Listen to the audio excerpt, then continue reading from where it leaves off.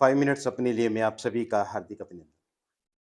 हमने पिछला एपिसोड किया था फॉरगेटफुलनेस पे, वो पहला एपिसोड था और आपसे हमने ये भी प्रॉमिस किया था कि दूसरा एपिसोड हम फॉरगेटफुलनेस विद ओल्डर एज के साथ करेंगे। जब हम बूढ़े होते चले जाते हैं, तो हमारी याददाश्त कुछ कम होती चली जाती है। इसके पीछे के पहले कारणों को देख लें।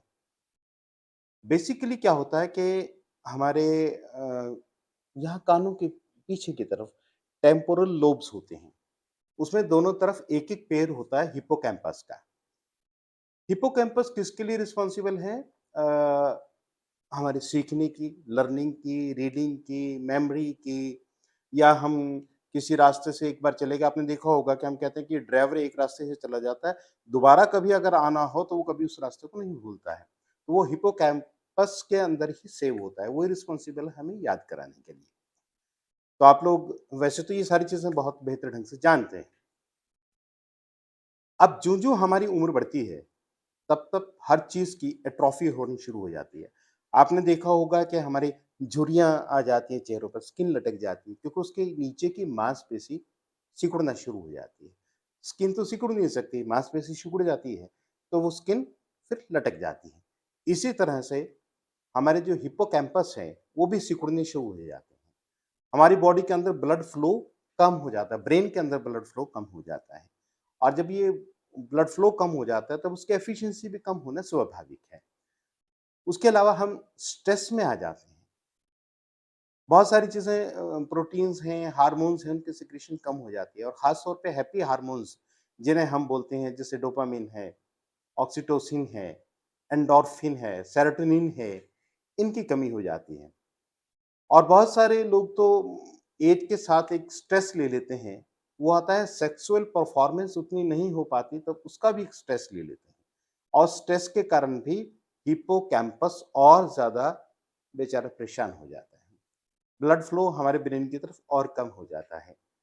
अब हमारी याददाश्त कम होनी शुरू हो जाती है। ये स्वाभाविक है, हालाँकि ओल्ड एज के लिए बहुत सारी चीज़ें हैं।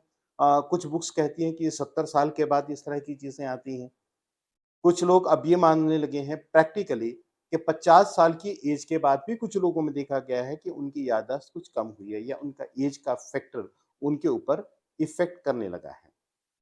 अब प्रश्न उठता है कि जब ये सारी चीज़ें आई गई हैं, एट्रोफी होना स्वाभाविक है।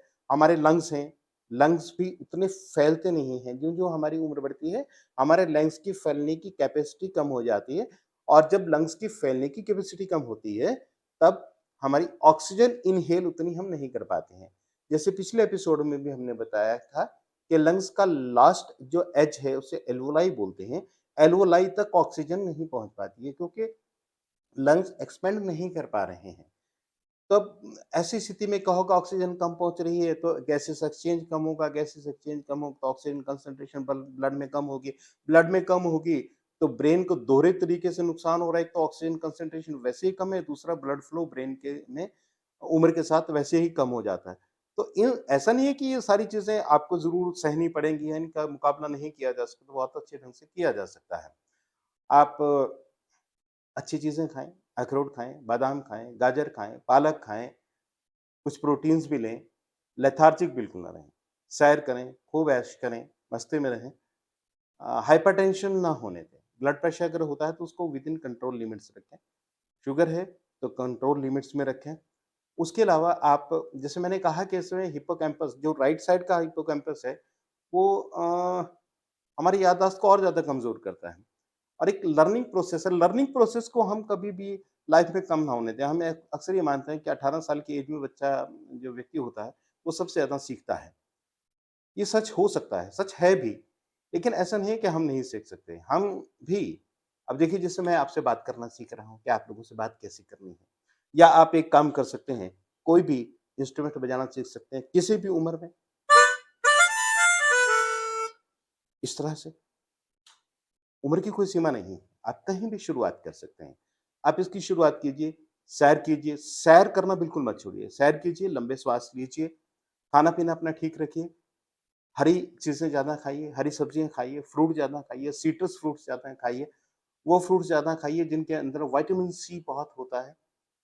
मतलब स्ट्रेस बिल्कुल ना रखें।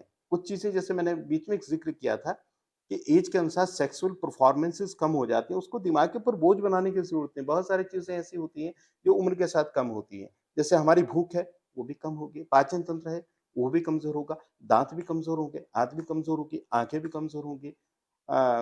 कान भी थोड़ा-सा ऊँचा सुनना शुरू हो जाते हैं कई लोगों के। टेस्ट बड्स भी उतना रिस्पॉन्ड नहीं करती हैं। जितने भी सेंसिटिव ऑर्गन्स हैं, वो सब स्लो हो जाते हैं। तो हम एक चीज़ को लेके तो टेंशन पे आ जाते हैं, लेकिन अगर हमें कैटरेक्ट का ऑपरेशन कराना पड़ जाए, तो हम सोचते हैं कि कोई बात नहीं, उसके लिए हम इतना टेंशन में नहीं आते हैं। या हमें हियरिंग एड लगानी पड़ जाए, थोड़ी-सी टेंशन होती है, लेकिन ज़्यादा हम इतना वरी नहीं करते हैं, जितना एक आध चीज़ें हमारी ज़िंदगी में ऐसी होती हैं, जिनके लिए हम परेशान होके बैठ जाते हैं। बिल्कुल परेशान ना हों, स्ट्रेस बिल्कुल ना लें, 1% भी स्ट्रेस बिल्कुल नहीं लेना है। अपने बच्चों के साथ आप मस्त रहें, दोस्तों के साथ मस्त रहें, घूमें-फिरें, खूब ऐश करें। अगर आपको गाने का शौक है, तो आप गाएँ, बजाने का शौक है, तो आप बजाएँ। किसी उम्र में आप म्यूज़िकल इंस्ट्रूमेंट सीखना शुरू कर सकते हैं और मेरे की तरह आपसे बात करना भी सीख सकते हैं। तो शायद आपको वीडियो कुछ कुछ ठीक लगा हो, नहीं भी लगा हो, तो मैं अभी सीख ही तो रहा हूँ ना आपसे बात करना, आपको बताना सीख ही तो रहा हूँ। तो ये मेरा एक सीखने का शैक्षविक काल है। तो आप मुझे क्षमा करेंगे अगर कोई गलत तरीके से मैं बता पाया हूँ या अच्छे ढंग से नहीं आपको समझा पाया हूँ। लेकिन मैं जानता हूँ वैसे आपको सब कुछ पता है।